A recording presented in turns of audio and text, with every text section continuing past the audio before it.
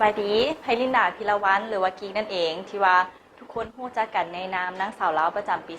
2009 ที่ว่ากิ๊กนั่นได้ฮู้จักกับบริษัทลามิตา Health and Beauty นี่ก็ย้อนพ่อแม่ของกิ๊กเองที่ว่าเพิ่นเป็นคนที่มาฮู้จักกับบริษัทนี้ได้นำใช้ผลิตภัณฑ์และก็ได้เป็นเจ้าของศูนย์ที่ว่าอยู่ประเทศลาวก็คือโมบาย081นั่นเองแล้วก็ได้ฮู้จักกับธุรกิจนี้ที่สวยงามนี้เพราะว่าธุรกิจนี้เป็นธุรกิจที่ว่าให้ได้แท้และก็บ่มีการที่ว่าหมกเม็ดเนาะเรื่องสินค้าก็คือกาแฟนี่ถือว่าดีหลายและทุกคนก็ยอมรับว่า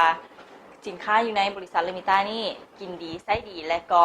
ให้รายได้กับเฮานำเจ้าถ้ามาเปรียบเทียบกับลามิต้าแต่ก่อนเนาะคนในประเทศลาวก็ยังบ่ฮู้น้อยแต่ว่าเดี๋ยวนี้ถือว่า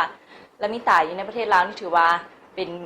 มีเป็นที่ชื่อเสียงแล้วก็เป็นอันดับหนึ่งเลยถือว่าไผที่ว่าบ่ฮู้จักลามิต้านี่ถือว่า